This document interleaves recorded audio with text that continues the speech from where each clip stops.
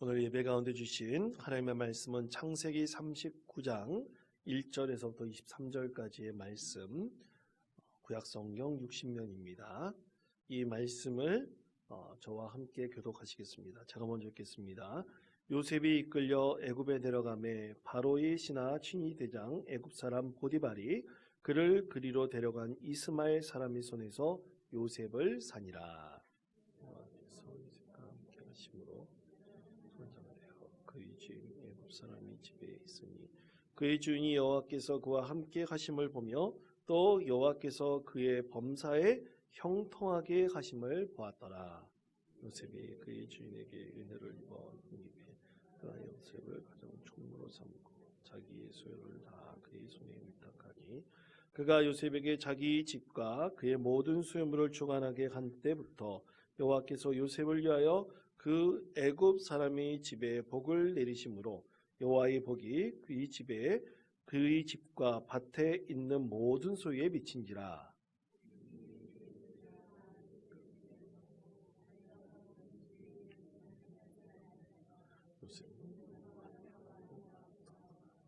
그 후에 그의 주인의 아내가 요셉에게 눈짓하다가 동침하기를 정하니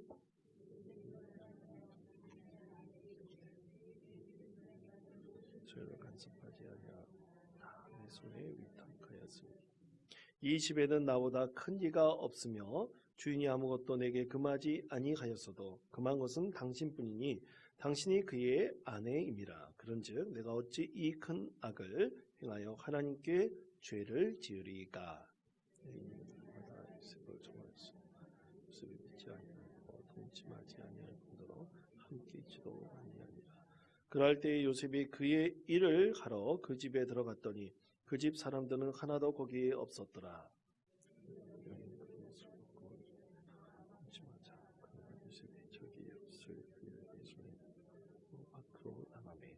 그 여인이 요셉이 그의 옷을 자기 손에 버려두고 도망하여 나감을 보고 그 여인이 집 사람들을 불러서 내게 이르되 주인이 우리 사람을 우리를 희롱하게 하는도다.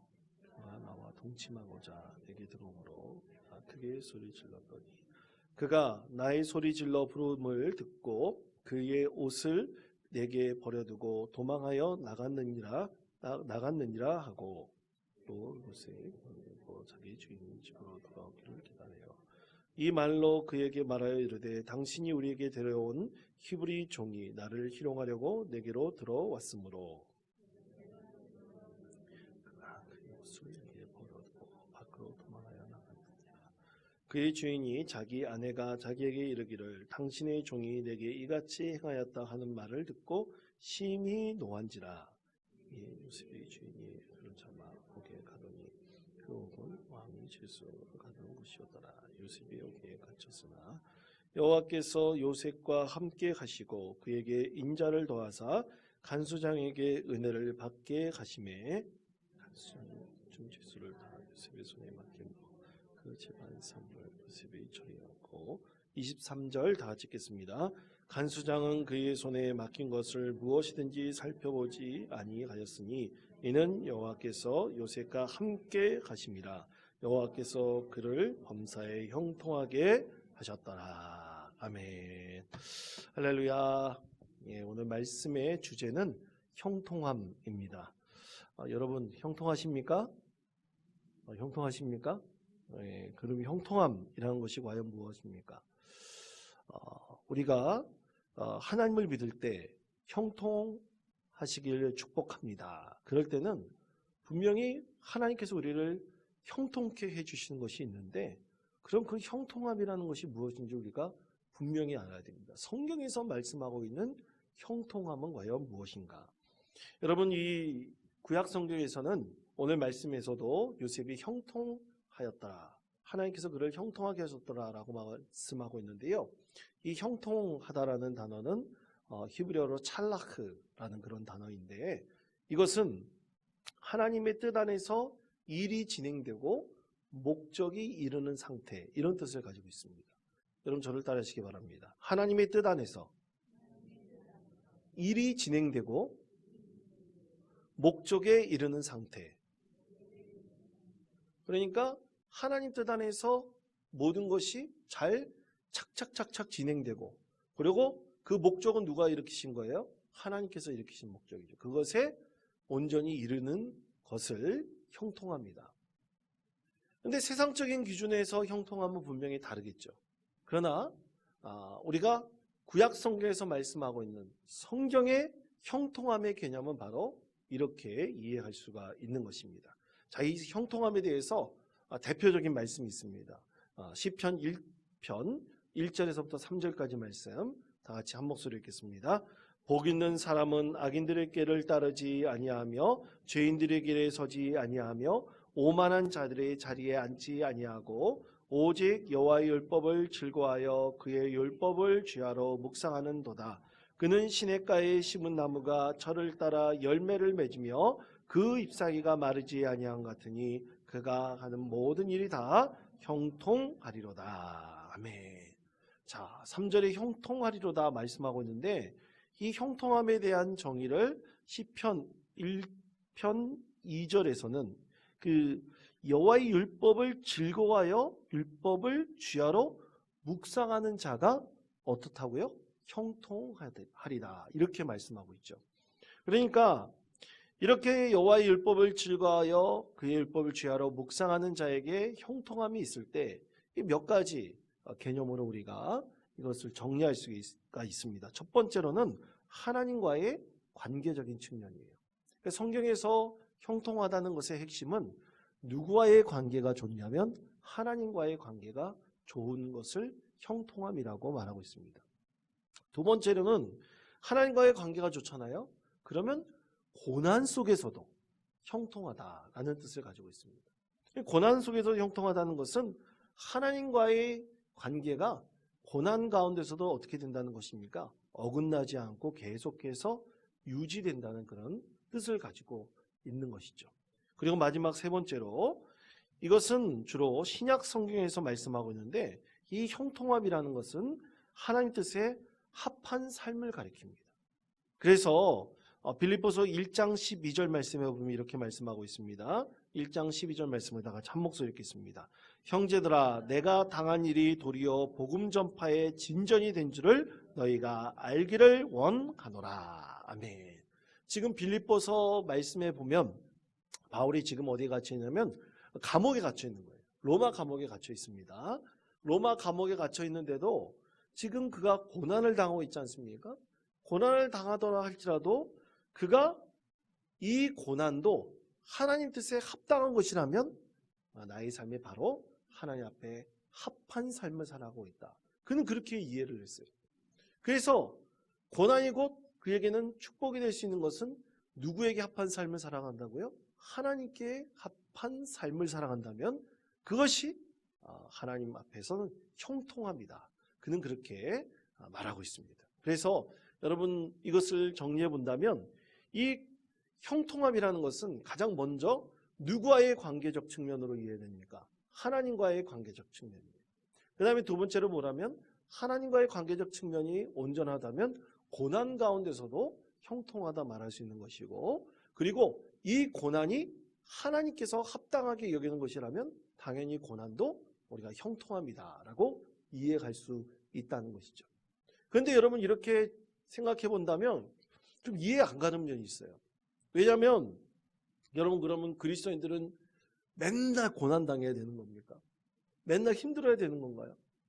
우리가 이 고난 좀 벗어나고 싶어도 맨날 힘들고 어려워야지 그것이 하나님 뜻에 합한 것이고 하나님과의 관계적 측면이 온당한 것이고 또 그렇게 이해되는 것입니까?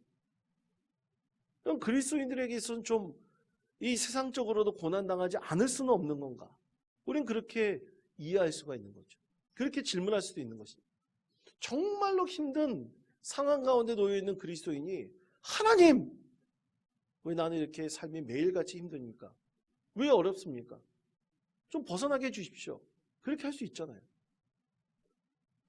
그런데 이 고난받음이 곧 형통함과 연결시키는 것은 어떻게 본다면 그 믿음의 차원에 있어서는 조금 잘못된 질문이다 말할 수 있습니다. 왜냐하면 하나님께서는 인간의 고난받음에 대해서 형통함과 그렇지 않음과 이 구분하지 않으시거든요.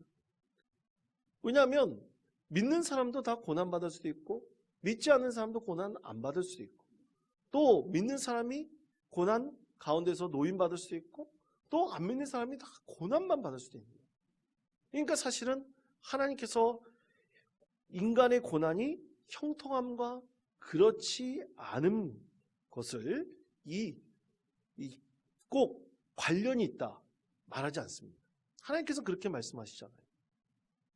인간이 꼭 고난받은 데고 받는 것이 그것이 형통합니다. 그것에 벗어나는 것이 형통합니다라고 하나님께서는 꼭 정의하지 않는다는 것이죠.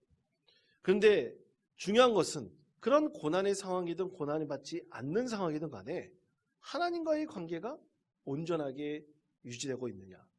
그리고 과연 내가 지금 받는 고난이 죄의 결과인가 그렇지 않은가. 또 고난 속에서 우리의 신앙은 항상 하나님께로 향하여 점점 성숙해 가고 있는가 그렇지 않은가. 하나님께서는 반드시 이것에 대해서 우리에게 관심 가지시고 그것이 바로 진정한 그리스도인에게 있어서 형통합니다라고 말씀하고 있다는 것이죠. 그래서 이것에 대해서 로마서 5장 3절에서부터 4절까지 말씀 이렇게 말씀합니다. 다 같이 한 목소리 읽겠습니다. 다만 이뿐 아니라 우리가 환난 중에도 즐거워하나니 연단은 소망을 이룬 줄 아미로라. 아멘. 그렇습니다. 환난 중에도 즐거워할 수 있는 이유가 환난이 인내를 낳고 인내는 연단을 낳고 연단은 우리 가운데 진정한 소망을 이루게 해주심을 우리가 믿음 가운데서 고백할 수 있다는 것이죠. 그래서 우리가 그리스도인으로서 누군가 우리에게 형통하십니까?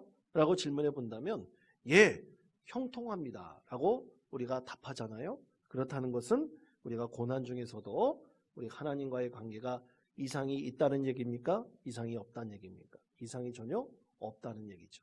그렇게 하나님 앞에서 형통하다는 것은 고난 가운데서도 하나님께서 우리에게 큰 소망을 이루도록 은혜를 베풀어 주신다는 것을 분명히 알 수 있는 것입니다.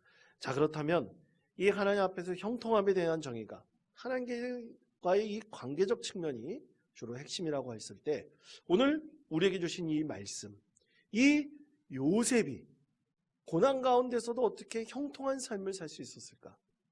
우리는 그것을 오늘 말씀을 통해서 깊이 깨달을 수 있는 것입니다.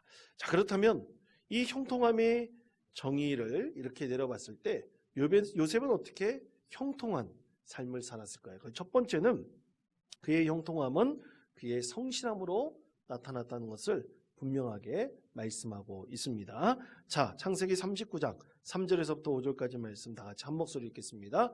그의 주인이 여호와께서 그와 함께 하심을 보며 감사에 형통하게 하심을 보았더라. 요셉이 그의 주인에게 은혜를 입어 섬김에 그가 요셉을 가정 총무로 삼고 자기의 소유를 다 그의 손에 위탁하니 그가 요셉에게 자기의 집과 그의 모든 소유물을 주관하게 한 때부터 여호와께서 요셉을 위하여 그 애굽 사람의 집에 복을 내리심으로 여호와의 복이 그의 집과 밭에 있는 모든 소유에 미친지라. 아멘. 자, 이 말씀 3절 말씀에 보면 그의 주인 보디발이 요셉을 보니까 요셉이 누구와 함께함을 보았다고 말씀하고 있습니까? 요셉이 하나님과 함께함을 보디발이 보았다라고 말씀하고 있어요. 그러니까 안 믿는 사람이 요셉이 하나님이라는 영적인 우리 하나님, 그 영적인 존재라고 말할 수 있겠죠. 그에게 있어서는 이 영적인 존재와 요셉이 늘 함께하는 것을 보디발이 보았다는 거예요. 그러니까 안 믿는 사람이 요셉의 그 믿음 생활을 보니까 그의 믿음 생활이 참으로 거룩했다는 것을 보았다는 뜻이죠. 참으로 놀라운 것입니다. 근데 그것이 그에게 보디발의 눈에 좋게 보였다는 뜻입니까? 안 좋게 보였다는 뜻입니까? 좋게 보였다는 뜻이에요. 그의 신앙생활하는 것이 좋게 보였다는 것입니다. 여러분, 굉장히 놀랍지 않습니까? 여러분 혹시 우리가 예수 믿고 구원받고 우리가 원통장로교회 다니는 것 다른 사람들이 굉장히 좋게 보나요? 안 좋게 보나요? 여러분 스스로 한번 질문해 보십시오. 내가 신앙생활하는 것을 다른 사람이 좋게 봅니까? 안 좋게 봅니까? 여러분 요즘에 예전에는 그런 경우가 많이 있었어요. 우리가 믿음 생활한다고 예전에는 회사에 입사를 하잖아요. 그러면 회사에 입사하면 이 회식 자리를 갖지 않습니까? 회식 자리에 가면 술을 먹는 것을 강요할 때가 있잖아요.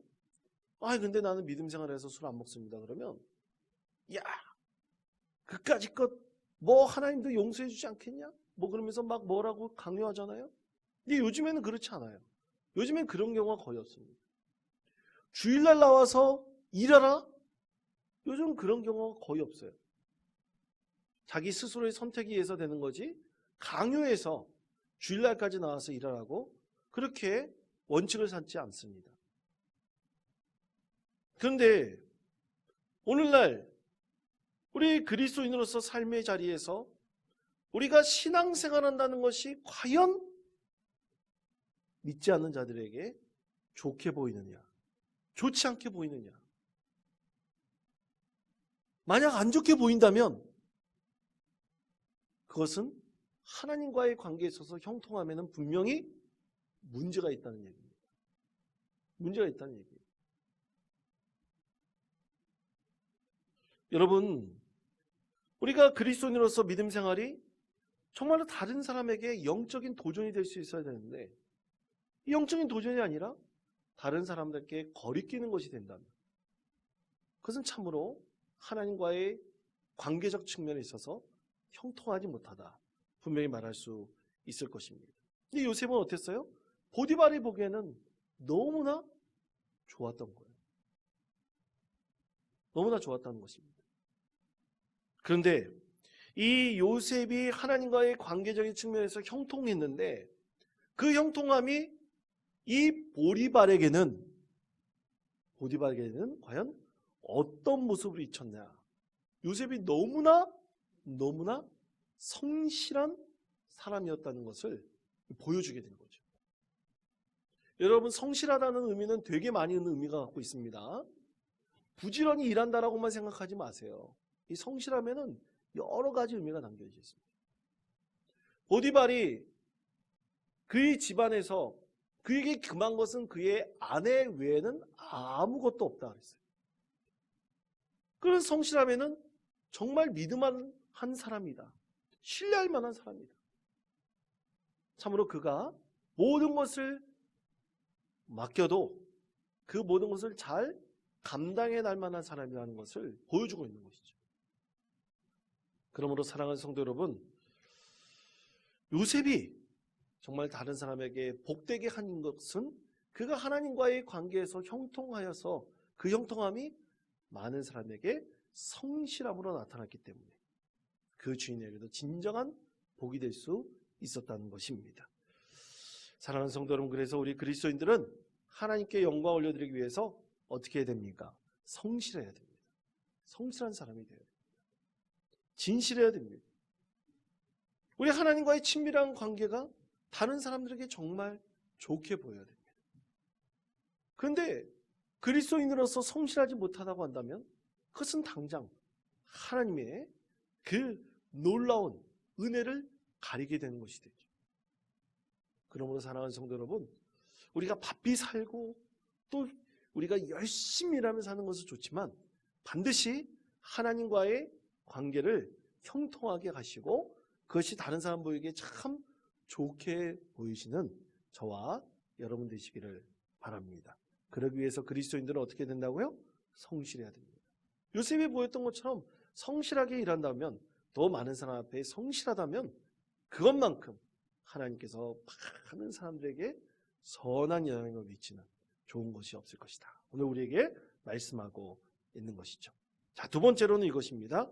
그의 형통함은 죄에서 멀어지는 것이었습니다. 뭐에서 멀어지는 것이라고요? 죄에서 멀어지는 것이었습니다. 자, 창세기 39장 14절에서부터 15절까지 말씀 같이 한 목소리 읽겠습니다. 그 여인의 집 사람들을 불러서 사람을 우리에게 데려다가 우리를 희롱하게 하는도다.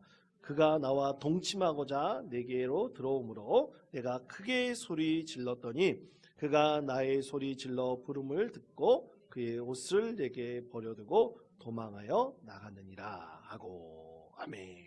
자, 이 말씀을 이해하기 위해서는 고대 애굽 사회의 이 노예에 대한 이 성윤리를 우리가 이해를 해야 됩니다.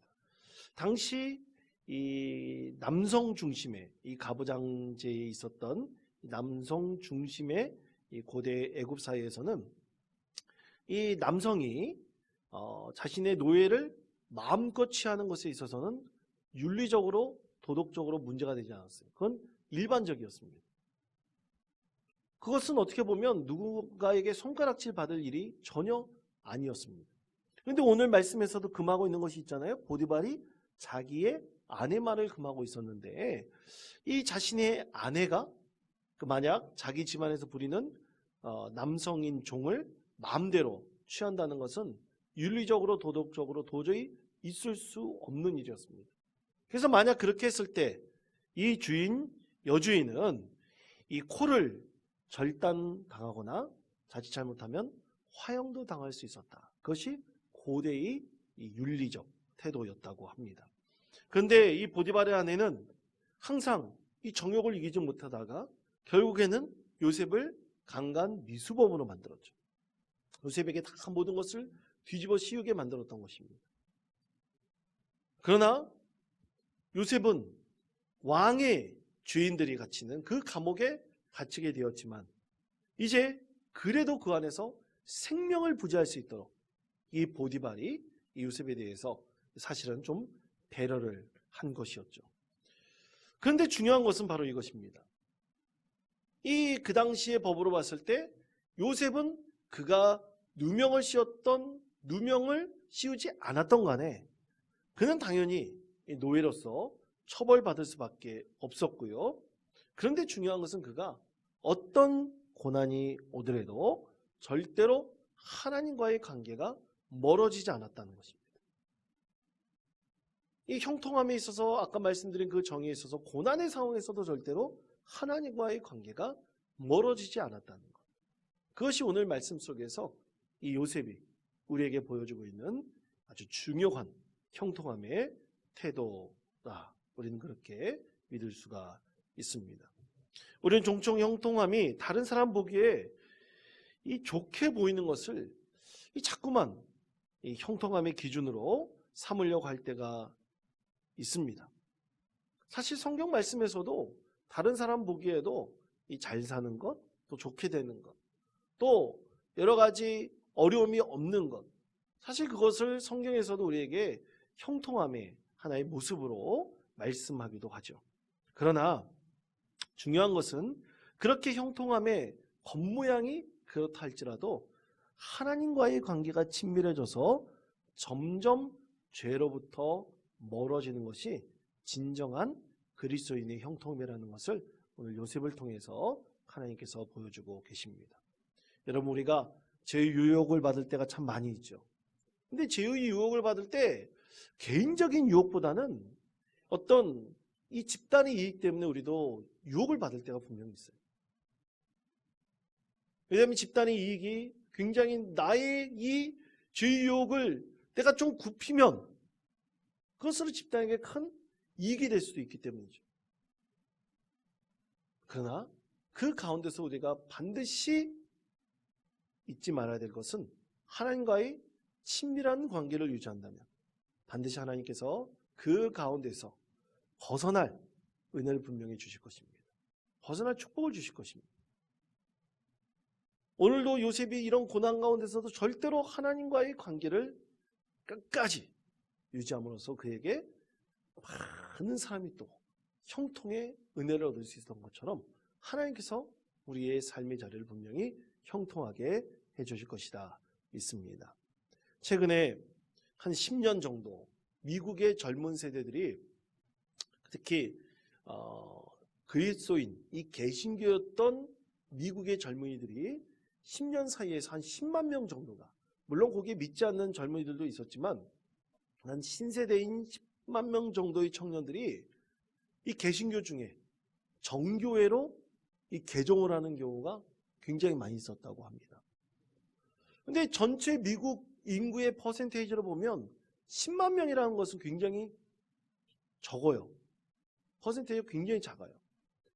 그렇지만 10년 동안에 요즘에 모든 개신교회들, 특히 미국에 있는 교회도 청년들이 줄어들고 있는 현상이거든요. 그런데 10만 명 되는 이 MZ세대, 이 신세대가 정교회라는, 참으로 어떻게 보면 이름도 생소한 우리 개신교의 하나의 분파라고 우리가 여길 수가 있는데, 그 분파로 개종을 했다는 것은 미국 사회에서는 굉장히 충격적인 일이었습니다. 놀라운 일이었어요. 그럼 어떻게 이 10만 명 정도가 개종을 했느냐? 이 청년들이 왜 개종을 했는지 물어봤어요. 그랬더니 그 중에서 특히 개종을 한, 이 개신교에서 개종을 한 청년들이 하는 얘기가, 이 보수적인 기독교, 미국 안에서 보수적인 기독교가 굉장히 많거든요. 이 보수적인 기독교가 사실 콘서트적인 예배를 드리고, 그리고 너무 은사 중심적인 그 성령 운동하는 것에 질렸다는 거예요. 콘서트식 예배를 하니까 그냥 우리나라 BTS 공연 보는 거하고 똑같이 생각한다는 거예요.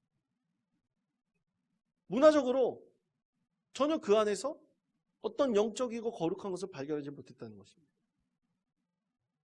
또 미국 내에서는 또 진보적인 교단도 되게 많거든요. 진보적인 교단에 가보면 너무 사회 참여와 인권운동 얘기만 하는 거예요.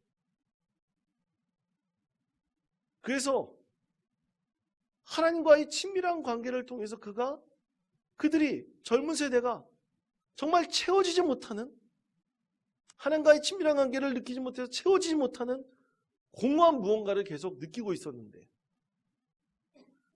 정교회를 갔어요.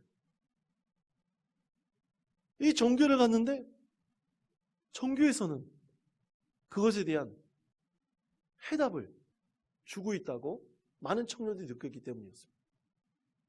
정교회 역사가 이제 로마의 서방교회와 동방교회가 나눠져가지고 이제 동방교회가 이제 정교회가 됐는데, 이 정교회 역사를 따져본다면 1600년 이상으로 보고 있습니다. 근데 1600년 동안 많은 신학적이고 또 세상적인 도전에 대한 질문들을 다 쌓아놓은 이 정교회의 이 질문에 대한 해답들이 있는 거예요. 영적인 해답들이 있는 거예요. 그 해답들을 청년이 듣고 그 인생의 가장 중요한 질문들에 대해서 답을 얻게 되는 거예요. 그리고 또한 이 정교회 교인이 되려면 1년 동안 교육을 받아야 됩니다. 1년 동안 교육을 받는 것이 이 청년들에게 큰 자극이 되었고, 또 여러분 정교 예배를 들어보신 분들은 아실 거예요. 저는 드려봤어요. 근데 정교 예배 드릴 때 2시간 동안 예배를 드립니다. 2시간 동안 예배를 드리는데 2시간 동안 앉지 않아요. 서 있어요. 아마 우리나라에서 2시간 동안 개신교에서 만약 예배 드리라고 하면 아마 성도들이 난리가 날지도 몰라요. 2시간 동안 서 있어요. 그리고 말씀으로만 예배를 드립니다. 오히려 청년들이 지루해하고 힘들어할 것 그렇게 같은데, 다리 아파도 하고 막 불만 터뜨릴 것 같은데 그렇지 않았다는 거예요. 오히려 그 안에서 하나님의 임재를 경험하고 그 안에서 진정한 예배를 설 수 있는 거룩한 은혜를 그 가운데서 경험하게 되었다는 것입니다. 그러면 사랑하는 성도 여러분, 우리가 어떻든 간에 가장 중요한 본질은, 우리 믿음 그리스도인들에서 가장 중요한 것은 하나님과의 본질적인 믿음의 관계인 것입니다. 그것이 우리의 인생에 있어서 모든 문제를 해결할 수 있는 형통케 하는 참으로 놀라운 해답을 얻게 해주는 것이죠.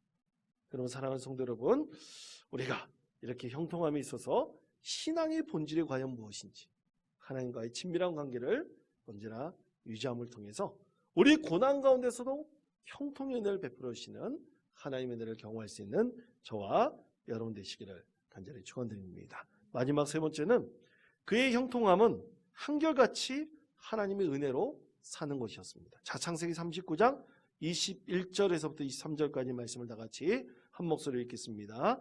여호와께서 요셉과 함께 가시고 그에게 인자를 더하사 간수장에게 은혜를 받게 하시매 간수장이 옥중 제수를 다 요셉의 손에 맡김으로 요셉이 처리하고 간수장은 그의 손에 맡긴 것을 무엇이든지 살펴보지 아니하였으니 이는 여호와께서 요셉과 함께 가심이라. 여호와께서 그를 범사에 형통하게 하셨더라. 아멘.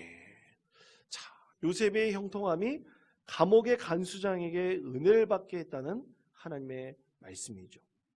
참으로 우리가 하나님의 은혜를 구하고 하나님의 은혜 가운데 살아가게 된다는 것은 우리에게 진정한 형통함을 줄 것이고 그것은 주변에 있는 많은 사람들에게도 은혜를 받게 하는 일이 될 것이라고 믿습니다. 우리가 믿음 생활 잘하고 하나님과의 친밀한 관계를 한다면 다른 사람들은 영적으로 자극을 받게 될 거예요. 우리의 삶의 자리가 너무나 귀하고 복되다면 하나님께서 그 가운데 큰 은혜를 베풀어 주실 것입니다. 우리 하나님께서는 우리의 삶의 자리에 늘 함께 하시고 우리와의 친밀한 관계를 통해서 우리의 삶이 정말 형통케 해주시는 우리의 하나님이십니다. 이것을 믿음으로 고백하시며 우리 하나님 안에서 늘 형통함을 누리고 늘 믿음 가운데 승리할 수 있는 복된 성도 되시기를 간절히 축원드립니다.